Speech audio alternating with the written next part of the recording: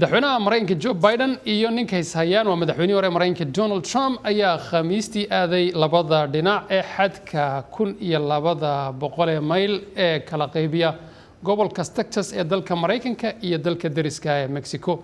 Labaduba waxay u tageen inay soo jiitaan dareenka xilli uu jiro qulqul muhaajiriin doonaya inay soo galaan dalka Mareykanka. laakiin fariimahooda ayaa aad u kala duwanaa oo waxay muujinayeen sida dimuqraadiyiinta jamhuuriyiintu ay u arkaan arintan muhiimka u ah xilliga doorashada. wariyaha VOA-da aqalka cad Anita Powell ayaa warbixintan soo dirtay waxaana soo koobaya Jamaal Axmed Cusmaan. maalintii khamiistii madaxweynaha Mareykanka Joe Biden iyo madaxweynihii hore Donald Trump ayaa tagay cirifyada fog ee gobolka weyn ee Texas, iyadoo Biden uu ku sugnaa magaalada Brownsville ee dooxada Rio Grande Valley, halka Trumpna uu joogay galbeedka ilaa iyo Eagle Pass. hal shay ayay kuwan xifaaltamay isku raacsan yihiin, waa kororka dhawaanahan ee dadka soo galootiga in ay keenayso caqabad.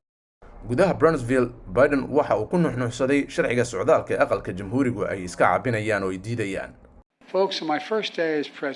dadow, maalintii ugu horreysay ee madaxtinimada waxaan soo bandhigay sharci, waxaan u diray Koongareeska qorshe ballaaran oo lagu hagaajinayo nidaamka socdaalka ee dhaawacmay si loo sugo xuduudaha, laakiin wax tallaabaha lama qaadin.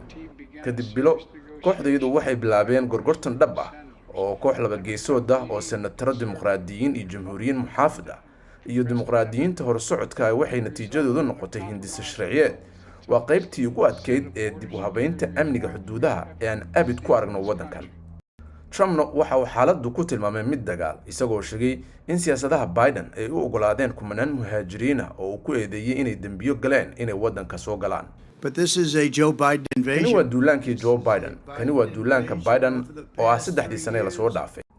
gudoomiyaha Texas ee jamhuuriga ah waxa uu doortay inuusan la kulmin madaxweynaha xafiiska jooga, laakiin uu la kulmo Trump.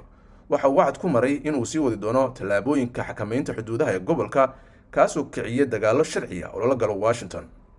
falanqeeyaasha siyaasadda ee gobolka Lone Star lagu naanayso ayaa sheegay in ra'yi-ururin dhawaanahan la sameeyay ay muujinayso soo galootiga inay tahay arrin indhaha ay ku hayaan codbixiyaasha dimuqraadiga ee gobolka Texas degan, gaar ahaan doorashada soo socota ee bisha November ee madaxtinimada.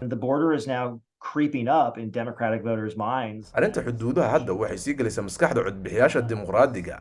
arrintaasi sii kordhaysa oo u baahan in wax laga qabto, isla mar ahaantaasina ma jirto runtii meel dhexe oo cad oo xisbiga dimuqraadiga ay joogaan oo ku saabsan waxa laga qabanayo xadka.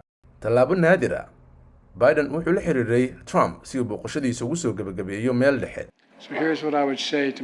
waa kan waxaan ku dhihi lahaa Mr. Trump, intii aad siyaasad ahaan u ciyaari lahayd arrinta, halkii aad u sheegi lahayd xubnaha Koongareeska inay xanibaan sharcigan, igu soo biir ama aan kugu soo biiro oo waxaanu u sheegi doonaa Koongareeska inay ansixiyaan sharciga amniga xuduudaha si wada jir ah labada dhinacba. si wada jir ah ayaanu u samayn karnaa. fikirka baaqa meesha dhexe ayaa jawaab khallafsan kala kulmay Trump. waxay la egyihiin dagaalyahano, waxbaa dhacaya, waana arrin xun. hadda Mareykanka waxaa qabsaday dembiga soo galootiga ee Biden.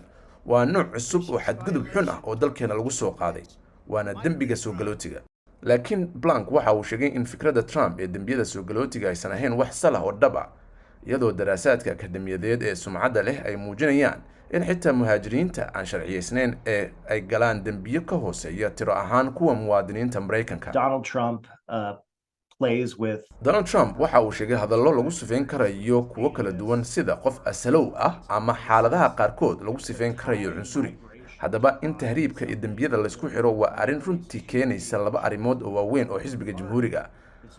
arrinta sharciga iyo kala dambeynta ah iyo arrinta xuduudaha aan la xakamayn waxay ka dhigaysaa xaalad ay ku adag tahay dimuqraadiyiintu inay difaacaan, laakiin aad u soo jiidasho u leh inta badan codbixiyaasha jamhuuriga.